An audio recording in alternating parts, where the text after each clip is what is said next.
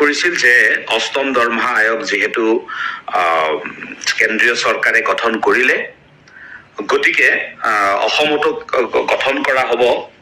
আৰু ইয়াৰ বাবে terms of reference সম্পৰ্কত যদি বিভিন্ন দল সংগঠনৰ কিবা পৰামৰ্শ থাকে তেখেতে দিয়াৰ কাৰণে এটা অনুৰোধ জনাইছিল যদিও আজিৰ মুহূৰ্তলৈকে চৰকাৰী নটিফিকেশ্যন হোৱা নাই বিষয়টো লৈ তথাপিও মুখ্যমন্ত্ৰী মহোদয়ৰ যেটো বক্তব্য তেখেতৰ বক্তব্যৰ প্ৰতি আমি সন্মান জনাই আজি কিছুদিন পূৰ্বে আমাৰ ৰাজ্যিক সন্মিলনীৰ তৰফৰ পৰা টাৰ্মছ অফ ৰেফাৰেন্স সম্পৰ্কে আমি এখন চিঠি মাননীয় মুখ্য সচিব মহোদয়লৈকে প্ৰেৰণ কৰিছিলোঁ চিঠিখন আমাৰ সতীৰ্থসকলে পঢ়া শুনা কৰাৰ পিছত সোশ্যাল মিডিয়ালৈকে আনিছিল আৰু সোশ্যাল মিডিয়ালৈকে আনাৰ পিছতেই বিভিন্নজনে বিভিন্ন ধৰণৰ কমেন্ট প্ৰকাশ কৰিছিল ইয়াৰ আগতেও যেতিয়া মুখ্যমন্ত্ৰী ডাঙৰীয়াই এই কথাখিনি ঘোষণা কৰিছিল যেতিয়া সকলোৱে টিভি চেনেল যোগে এই কথাখিনি গম পাইছিল তেতিয়া বিভিন্নজনে আমাৰ প্ৰাথমিক বিদ্যালয়ৰ বা অন্যান্য শ্ৰেণীৰ শিক্ষক শিক্ষয়িত্ৰীসকলৰ বা অন্যান্য কৰ্মচাৰী সকলৰ মাজত এটা উৎকণ্ঠাৰ সৃষ্টি হৈছিল যে আমাক কি লাগিব আমি আমাক হেডমাস্টাৰ লাগিব আমাক গ্ৰেড পে লাগিব আমাক ইএল লাগিব আদি ইত্যাদি আমাৰ যিবোৰ ডিমান্ড সেইবোৰ সম্পৰ্কে কথা বতৰা পতাৰ কাৰণে বা ডিমান্ডবোৰ দিয়াৰ কাৰণে ইতিমধ্যে ফাইনেন্স ডিপাৰ্টমেন্টত খবৰ কৰি গম পোৱা মতে বহুতেই ব্যক্তিগতভাৱে তেনেকুৱা ধৰণৰ চিঠি পত্ৰ দিছেও কিন্তু কথাটো হ'ল যে টাৰ্মছ অফ ৰেফাৰেন্স শব্দটোৰ টাৰ্মছ অফ ৰেফাৰেন্স যিটো সেইটো কিন্তু এনেকুৱা বিষয় নহয় যে বিভিন্ন পৰ্যায়ৰ শিক্ষক কৰ্মচাৰীসকলৰ কি লাগে বা তেওঁলোকৰ ডিমান্ড কি হ'ব সেই সম্পৰ্কে যিখন আমি প্ৰতিবেদন প্ৰত্যেকটো দল সংগঠন বা কেতিয়াবা ব্যক্তি বিশেষেও দিয়ে এইখন দিয়া হয় যেতিয়া দৰমহা আয়োগে গঠন কৰাৰ পিছত দৰমহা আয়োগে কৰা কুৱেশ্যনাৰীখনৰ পিছত তাৰ লগত এই প্ৰতিবেদনখন দিয়া হয় এটো এটা প্ৰচিডিউৰ টাৰ্মছ অফ ৰেফাৰেন্সৰ গোটেই কথাটোৱে হ'ল এইটো যে দৰমহা আয়োগৰ যিটো পৰিসৰ তেওঁলোকৰ যিটো পাৰিতোষিকৰ কাৰণে তেওঁলোকে যিখিনি নিশ্চিত নীতি নিৰ্ধাৰণ কৰিব পেনশন আদিৰ ক্ষেত্ৰত যিটো নীতি নিৰ্ধাৰণ কৰিব বানছৰ ক্ষেত্ৰত যিটো নীতি নিৰ্ধাৰণ কৰিব সেই নীতি নিৰ্ধাৰণৰ কাৰণে তেওঁলোকে ল'ব লগা যিখিনি মূল ভেটি সেই সন্দৰ্ভত কেনেকুৱা হ'ব কেনেকুৱা পৰামৰ্শ আমাৰ থাকিব সেই বিষয়টোৰ সম্পৰ্কে পৰামৰ্শ বিচাৰিছিল বুলি আমি যিসকল পূৰ্বৰ অভিজ্ঞ ব্যক্তি বা পে কমিশনৰ সৈতে আগতে যিসকলে কাম কৰিছে তেখেতসকলৰ লগত আমি পৰামৰ্শ কৰি আমি জানিব পাৰিছো বা ষষ্ঠ দৰমহা আয়োগ আৰু সপ্তম দৰমহা আয়োগৰ লগত আমি প্ৰত্যক্ষভাৱে সম্পৰ্ক হৈ থাকি আমি সেই কথাখিনি বুজিছিলো আৰু সেইভাবে আমি আমাৰ টিওআৰ খনক ইতিমধ্যে আপোনালোকেও নিশ্চয় পাইছে আমি তাত দুটামান বিশেষ কথা আমি উল্লেখ কৰিছো সেইকেইটাৰ ভিতৰত প্ৰথম কথাটো হ'ল যে আমি অসম চৰকাৰৰ যিখন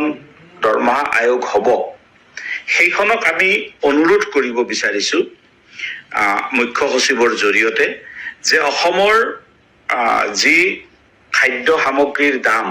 ভাৰতবৰ্ষৰ অন্য ৰাজ্যৰ তুলনাত ইয়াত পৃথক খাদ্য সামগ্ৰীৰ ক্ষেত্ৰত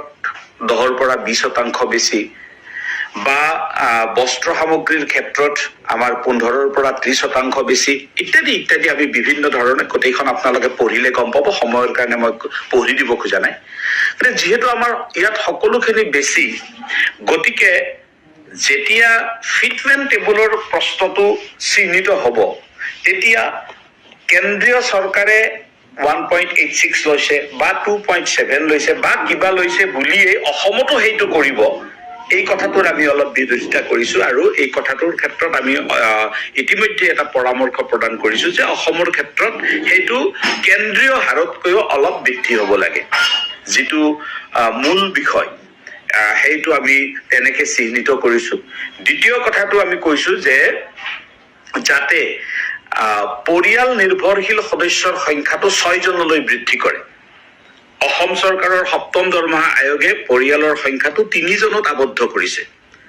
আমাৰ ৰাজ্য চৰকাৰৰ নীতি অনুসৰিয়ে সকলোৰে 2টি সন্তান আৰু পিতৃ মাতৃ আমি চাব লাগে। গতিকে 6জনীয়া পৰিয়ালটো ভৰণ পোষণৰ বাবে নিশ্চিতভাৱে ৰাজ্য চৰকাৰে দৰমহা নিৰ্ধাৰণ কৰাৰ কাৰণে আয়োগে পৰামৰ্শ প্ৰদান কৰাটো উচিত। টিঅআৰৰ পিছত মই প্ৰচিডিউৰটো আপোনালোকক সকলোকে অৱগত কৰিছো যে এতিয়া দৰমহা আয়োগ গঠন কৰিব। দৰমহা আয়োগ গঠন কৰাৰ পিছত দৰমহা আয়োগে এখন কুৱেশ্যনাৰী দিব। সেই কুৱেশ্যনাৰীখনৰ আমি সকলোৱে উত্তৰ দিব লাগিব আৰু তাৰ লগত আমাৰ